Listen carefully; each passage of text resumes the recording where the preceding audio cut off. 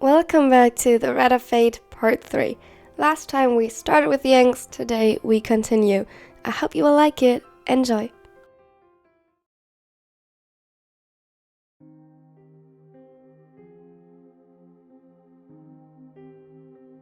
Sakusa seemed to fall in and out of consciousness. He followed the paramedics in the direction they led him, but barely registered what was happening around him. His body moved in autopilot while his mind struggled to follow. The seams of his vision darkened and everything around him felt cold.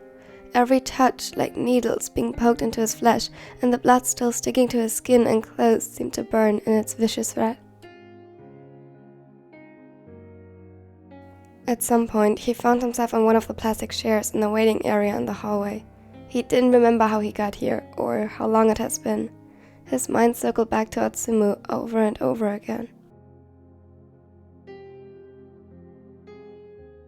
The hallway was well lit, yet it felt as if a dark mass was closing in on him from all sides. His eyes zeroed in on the red on his hands, only one still covered by a glove.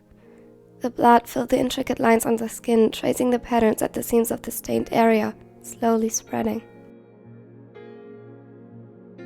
It seamlessly blended with the red string and tangled with his fingers. It wrapped itself softly around his wrist, thin, a feather-light touch, threatening to go unnoticed. Sakusa closed his fist around the only thing connecting him to Atsumu, the only evidence he had for his still beating heart, despite knowing that if it came to the worst, he wouldn't be able to hold on to it.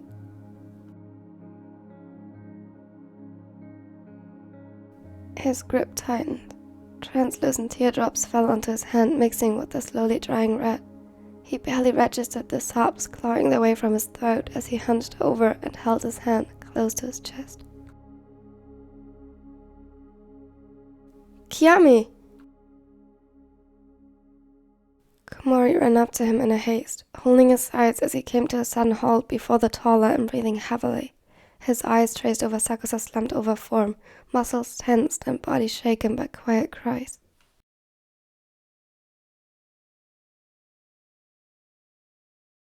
Kiyoo.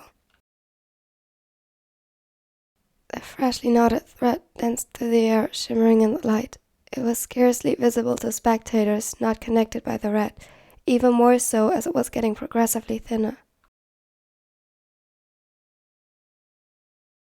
Kiyoo, it's gonna be okay. Don't.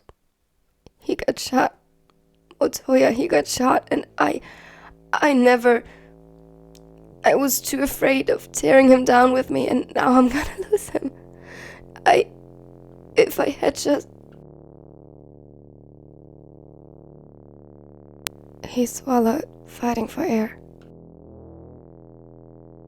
His hands flew up to his face, covering his eyes as the tears created a steady flow falling from his cheeks to the ground. Hey, wait. He gently took his wrists, careful not to touch the bare skin. Carefully, Komori pried them away from his face, pulled a tissue from his pocket, and started wiping the blood away. Sakusa let him. He wished he could muster the energy to feel grateful, to express the gratitude he ought to feel towards his cousin, but all he felt was numb as his gaze lingered on the red thread. Hey, Atsumu's persistent. He's stubborn. He waited for so long for you to return his affections. Sakusa flinched. He would have preferred not to be reminded of that, even though he was aware that he deserved the pain that came with it. Do you really think he will die before he got it? Before he knows that you're safe? You are his soulmate. That means something. He won't leave you behind. Sure, because being soulmates means dying together. He huffed, bitterness assembling at the back of his throat. Soulmates die years apart all the time. His hand closed around the string again, desperately wishing he could hold it, really hold it.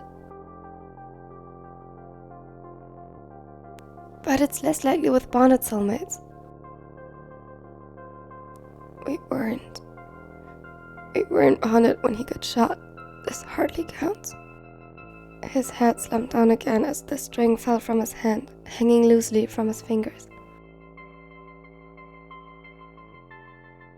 He won't. Atsumu won't. What do you want from my brother? Sakusa flinched. The voice sounded so similar to Atsumu's, yet different. He knew from brief conversations who this must be. Osamu Miya, Atsumu's twin brother.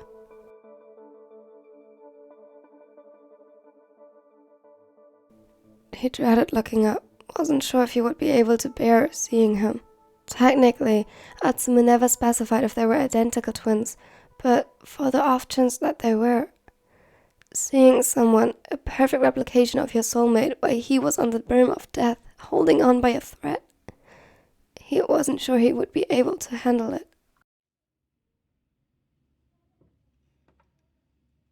Komori next to him gasped and took a shuddered breath. His eyes darted from Osamu to Sakusa and back before zeroing in on the twin. You are Atsumu's brother. Can't you tell?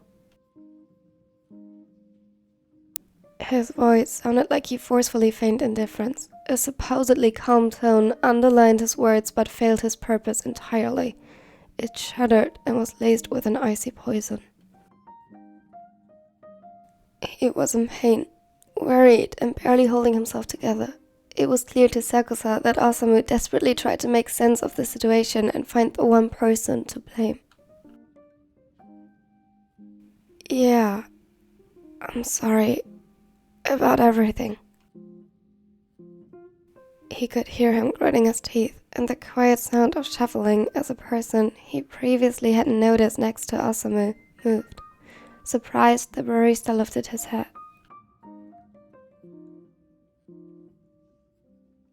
He had been right. He wasn't prepared for the sight of Atsumu's twin, yet the subtle but striking differences between the two made it easier. Their whole posture and aura varied greatly, contrasting and complementing each other, and Sakusa was more than grateful for the silver hair where Atsumu's was blonde.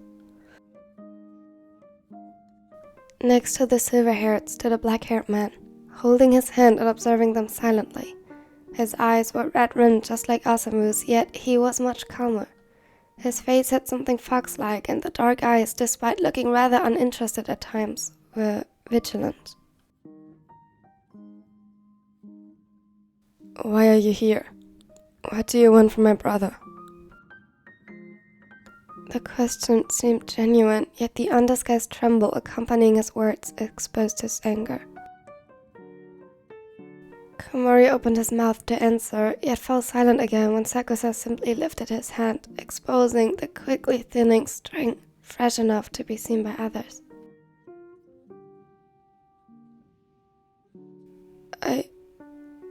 I'm sorry. He slumped down on one of the chairs, his anger leaving his body at once, making space for desperation and grief. How long did you know? How long since? He gulped, but Sakusa didn't need him to finish to understand. An hour, maybe a couple of minutes, ever since it happened. Osamu flinched, pain flashing over his face. Did you know him before? He nodded slowly. Maybe he didn't know him as well as he wished, but he did know him. He knew Atsumu, his kind smile, the feeling of warmth that a simple touch, even when separated by fabric, would spark within him. It was engraven to his memory, his very soul. I work at the cafe he gets his coffee from. I know it isn't much. I shouldn't. You're Sakusa. A bitter laugh bubbled up in his throat. Glad to know he does know my real name after all.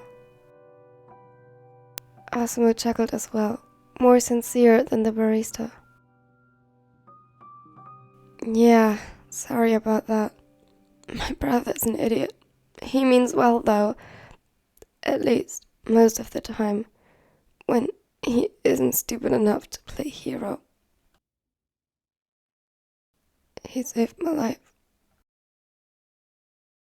A long moment of silence filled the room. Sakusa's eyes were fixated on the string as if it would vanish the moment he looked away. I'm sorry. This must all be really traumatic for you as well. Kiyoomi said nothing. Even if he wanted to, even if it wouldn't have felt wrong to reply, he had no idea what to say. Of course, Atsumu wasn't wrong, but that hardly mattered right now.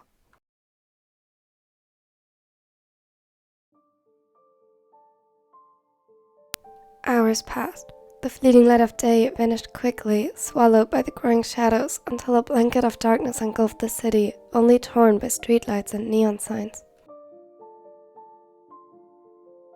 Sakusa tried sending Komori home, but every attempt ended up futile. He insisted to stay by Sakusa's side, knowing very well what hospitals did to them. The simple fact that he hadn't fled the scene yet spoke for the gravity of the situation, of how much was on the line. Osamu and his partner, Rintaro, as he introduced himself after a while, were soulmates as well. The string connecting them was from a strong, deep red. Sakusa caught a glimpse of it when their hands touched. He briefly wondered if Atsumu's and his could have ever gotten that strong. If there ever was a chance to be connected to the blonde in that way. Family of Atsumu Miya? Atsumu got up immediately, with Suna by his side. Sakusa did too, but hesitantly. He wasn't his family. He was merely a stranger, and the reason Atsumu was here. He tried listening to the doctor, but beyond, he is alive, and should recover in a few weeks. Everything flew straight past him. It was drowned out by a consistent ringing in his ears. He was alive. Atsumu was alive. He would stay alive.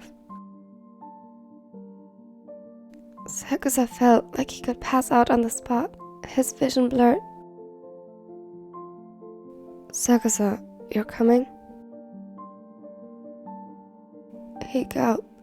The room was swaying before his eyes as he followed them down the hall. He heard him before he saw Atsumu. His words were slightly slurred from exhaustion, and he was very obviously under the influence of pain medication and the lasting effects of the anesthesia. Sakusa stepped in carefully, hesitant. His heart beat rapidly in his chest, relief and worry battling within him for dominance. Samu, I'm fine. Fine? You idiot are the opposite of fine. I can't leave you out of my sight for even a second. Not true. You got shot. That was hardly my fault. He tried in vain to glare at his twin, his eyes unfocused and glassy. They wandered through the room until he recognized Sakusa. Ami, save me. He whined and reached out for the barista. Sakusa gulped and hesitantly stepped closer. I'm glad that you are alright, Atsumu. The blonde's eyes widened in shock before he broke into the widest grin, his joy drowning out the smug smirk he threw at his twin. See, I told you he likes me. Instead of giving a snide remark, Asumu's eyes flew to the red string around Sakusa's wrist. Confused, Atsumu followed his example. You found your soulmate, Ami. It sounded weird, calm, and somehow detached. Sakusa felt cold dread settling in his stomach. Of course, he wouldn't be happy about it. He knew that, yet, despite all his efforts to keep a safe distance, nothing could have prepared him for the pain Atsumu's disappointment inflicted. Like a slow but vicious venom, the sensation spread from his chest, expanding with every heartbeat. I'll give you a moment.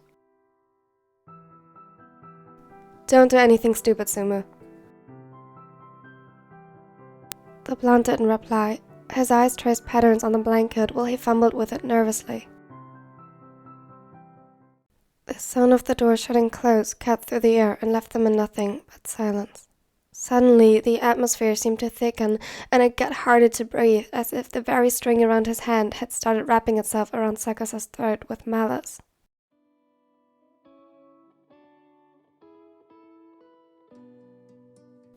Atsumu, I'm sorry. I'm so sorry. I should have. It's alright, Sakusa. It was my choice to do it. I couldn't just stand by letting someone get hurt, could I now? Looks like I'm not as selfish and arrogant as you thought.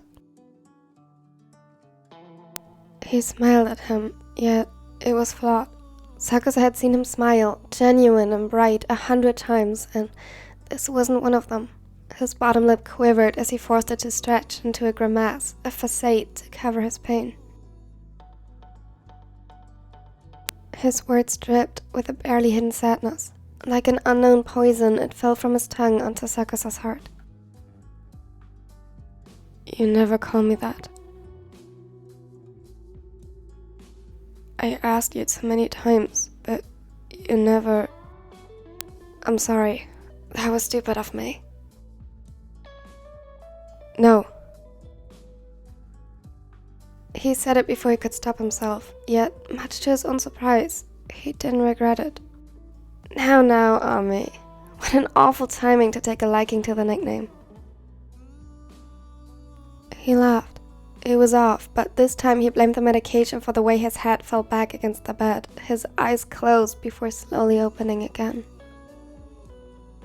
I'm keeping you from resting. I should go. No. Stay. He looked utterly pitiful, with a pale skin glistening with sweat and watery eyes pleading for the black hair to remain by his side. Yet, the expected disgust was replaced by a yearning of giving in to the plea. He knew he shouldn't. It would hurt all the more the longer he stayed, but the simple thought that this might be the last time they met made him stay. Every second with him he previously deemed so wasteful now became unspeakably precious. He didn't dare touch him, too afraid the usual itch might return at any given second. He didn't want to feel the repulsion that would come with it, but he sat down by his side. He watched him with tired eyes as his shut close, the exhaustion abruptly becoming overwhelming, like gravity had increased tenfold. He spent hours by his side observing the heaving of Atsumu's chest, counting every heartbeat recorded by the machines attached to him and observing the red string connecting the two, floating in the dim moonlight and later the first rays of dawn.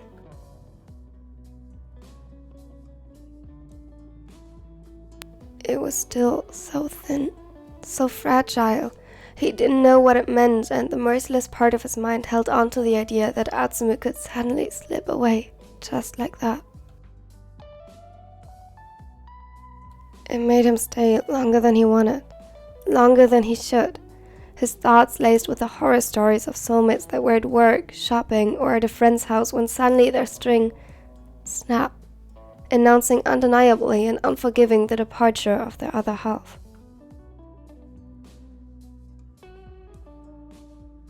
Sometimes, strings that hadn't even been connected yet appeared on people's wrists out of nowhere. Their mates died without ever crossing paths, or they had missed their opportunity.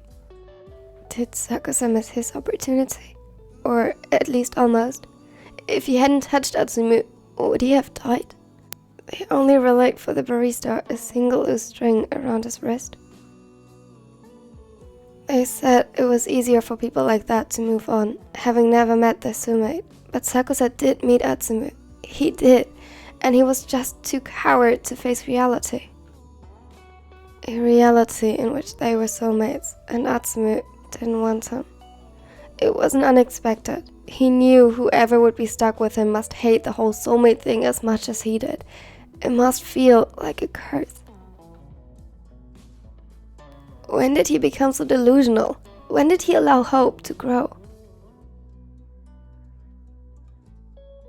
With a heavy sigh, he got up from his seat. His eyes zeroed in on the red thread around Atsumu's finger, causing bitterness to assemble at the back of his throat, only soothed by the peaceful expression on Atsumu's face. The morning sun played on the blonde hair, making him look like an angel. I'm sorry, Atsumu. I wish I could set you free to be with someone deserving of you. A single tear fell from his face, following old tracks. I love you. His fingers caressed the back of his hand slightly as he forcefully shoved his fears aside for one last touch. Has something changed? Sakusa looked up. Suna walked toward him, looking almost as tired as he felt. Behind him, Asumu was still fast asleep. Sakusa knew for a fact that the silver-haired twin had been up the majority of the night, checking up on his brother frequently. No, he's still asleep. Suna nodded slowly, and Sakusa turned around to leave. Wait, the bond is still fresh, right? Do you have his number? I can give you... Not necessary. Thanks. He didn't turn around again, knowing for a fact that he wouldn't be able to hold back his tears much longer. Thank you for watching till the end. I hope you enjoyed it. This was so much fun to do. Yeah, I'm sorry for the angst, but there will be another part, a final part, only one more to go. Yay! And I promise a happy end. I do. You know me, I do not well with not happy endings, so yeah. Also tell me if you would want, or if you would like a super cut of this whole series so that you can watch it in one go without any interruptions and anything. And now I hope you have a wonderful and amazing day.